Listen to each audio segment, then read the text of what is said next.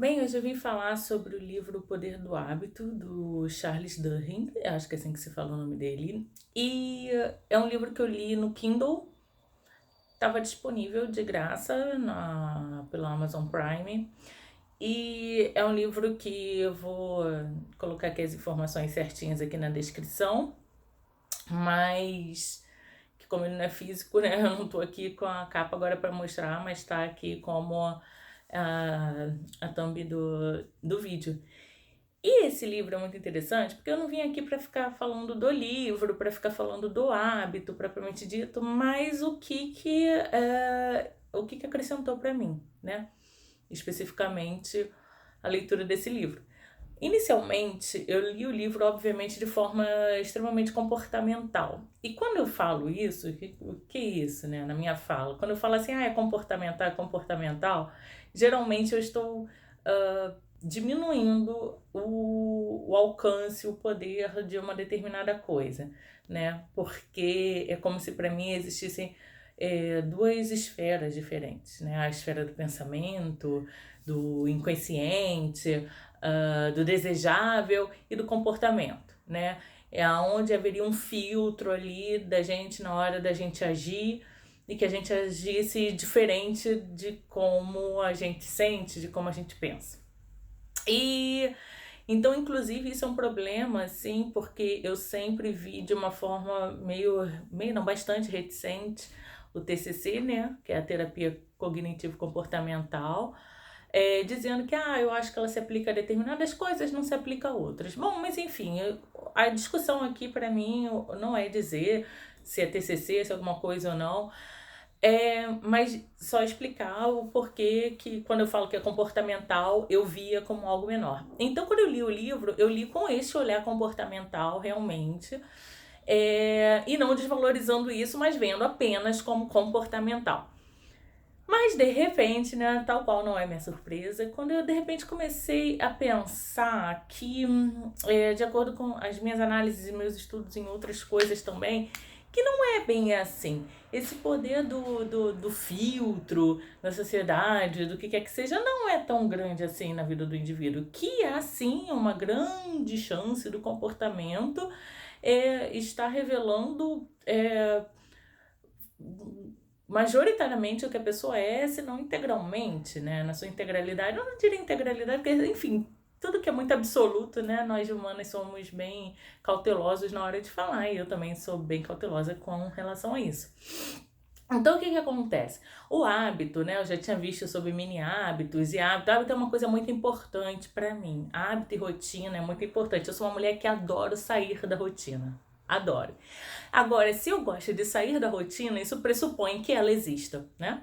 Então, assim, eu sou a tirana da minha rotina. Eu gosto de ter rotina. Não para de falar, calma aí, minha vida tá errada porque eu tô fora da rotina. Eu quero ter uma rotina, eu quero, né, me organizar, me planejar, desde as coisas mais minúsculas até as coisas grandiosas, aonde os meus planos podem dar errado, e geralmente dão, mas eu gosto de ter ali tudo certinho. E eu tenho visto que o hábito, ele é algo que também tem que ser muito pensado, né? Até na sua forma de execução tem que ser avaliado. Enfim, então não é só um comportamento puro e restrito. Você vai ter que pensar sobre o hábito que você está adotando. Você tem que pensar o porquê, inclusive, você diz que quer ter determinado hábito e não consegue, né? E eu já tive a experiência de conseguir mudar meu pensamento a partir do hábito. Ou seja, eu comecei a fazer algo porque eu queria, mas eu não acreditava, eu não gostava daquilo. E depois, graças à minha experiência com o hábito, com a minha empiria, aquele hábito, ou seja, aquele comportamento mudou o meu pensamento, mudou o meu sentimento, inclusive, né?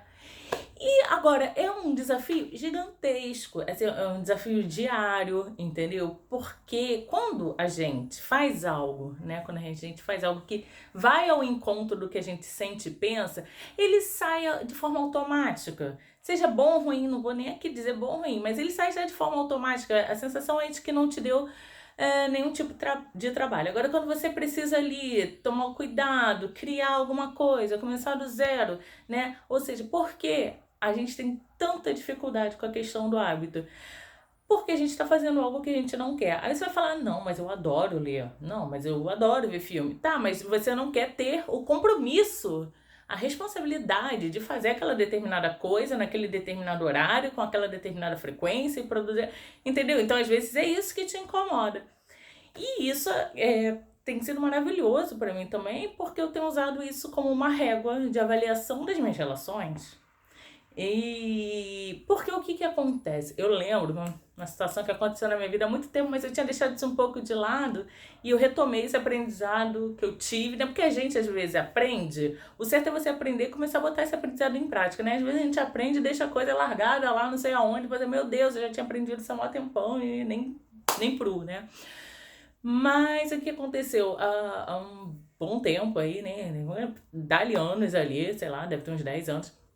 Eu tive uma discussão com meu pai para variar, né? Eu falo para variar porque eu e meu pai discutimos de tempos em tempos, assim, para dar uma aquecida na relação. É, já é um hábito, inclusive. Nocivo e tóxico, mas é um hábito. E aí o que que acontece? Ele disse que se arrependeu de uma determinada coisa que ele falou, de uma determinada coisa que ele disse que ia fazer. Então ele se arrependeu e me pediu desculpas. Eu não vou nem entrar aqui no meu problema com a palavra desculpas, mas enfim, eu só virei pra ele e falei assim, tá bom, pai, o que passou, passou, e daqui pra frente faz diferente. E não houve diferença. Por quê? Gente, mudar de discurso é muito fácil, mudar de intenção é muito fácil, entendeu? Cara, eu sou advogada, né? Então, assim, eu sei que discurso vai de acordo com a demanda, né? Você vai pra lá, vai pra cá, né? A gente é treinado isso desde a faculdade, né? O professor fala, defende esse ponto, agora defende esse. Você vai mudando, assim, a tua fala. Então, pra mim, uma pessoa mudar de discurso não é algo que me surpreenda, nem me assusta, nem me encanta. Eu sou completamente indiferente. Aliás, assim, eu admiro outras coisas no discurso, né? A oratório, o poder de convencimento.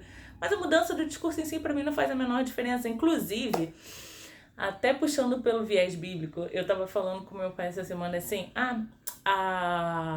existe aquele ditado, né, chinês, que diz que existem 3 coisas que não voltam atrás: a oportunidade perdida, a flecha lançada e a palavra dita. E eu falei assim, mas esse ditado é chinês, porque quando a gente vê biblicamente falando, no cristianismo, Jesus mostra que o que a gente fala não tem valor nenhum, né? E aí você vai dizer, nossa, mas como? A Bíblia não diz que seja porém o vosso falar, sim, sim, não, não, e o que passar disso. Não, mas não é isso.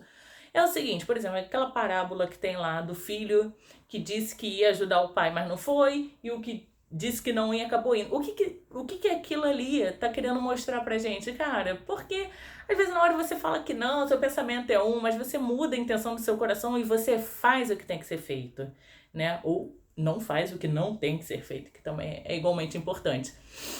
Então, o hábito, a gente tem profunda dificuldade de mudar o hábito porque este comportamento que a gente tem, ele tá sim traduzindo algo que a gente gosta, ele tá sim traduzindo algo que a gente pensa. Então, quando a gente vai mudar um hábito, a gente vai estar indo contra determinadas convicções que a gente tem. Então, assim, não é separado, assim, igual eu achava, não, o hábito é contrário ao que a pessoa sente ou pensa. Não é, não é. É muito difícil, inclusive, para a gente sustentar um comportamento diferente daquele que a gente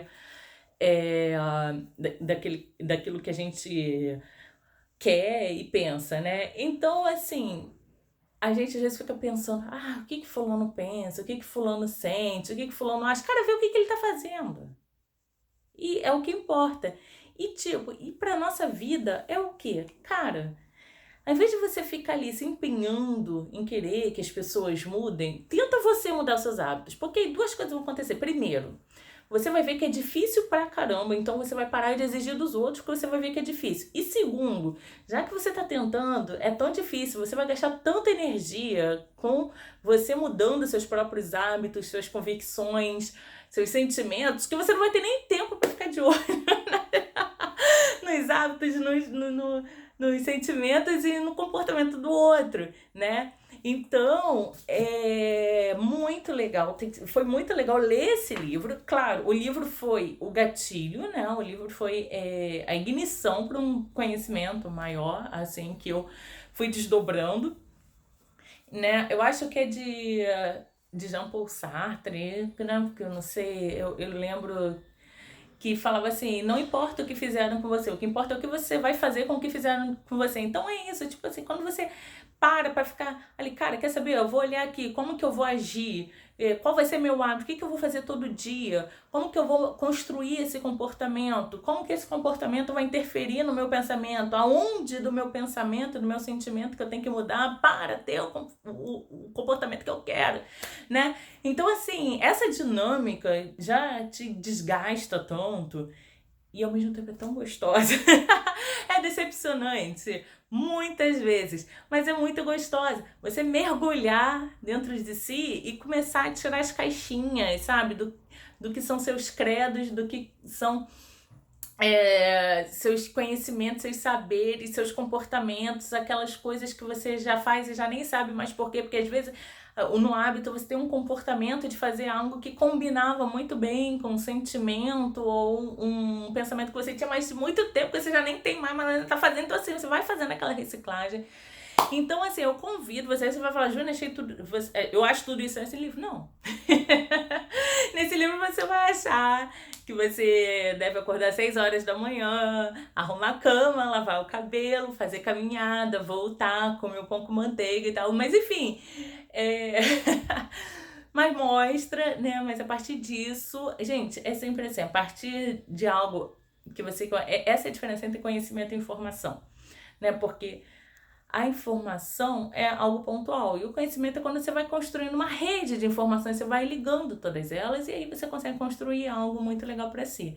Então, assim, esse livro me fez pensar muito sobre a questão do hábito, né, de como que eu posso criar hábitos de maneiras eficazes, de maneira a permanecer neles, não olhando de forma mecânica, de forma menor, posso dizer assim, né, para complementar aqui meu preconceito inicial, né, conforme eu já confessei aqui, eu adoro confessar preconceitos. Mas é isso. Então, assim, recomendo o livro e recomendo que você faça sempre uma leitura integrada, assim, integrada com aquilo que você conhece e tente incorporar na sua vida. Porque só essa coisa de ficar, né, olhando aquele B com a faz bar como se fosse receita, não, aí, enfim, é válido, mas é muito pequeno. Mas então tenta expandir, que eu acredite, vai ser muito bom.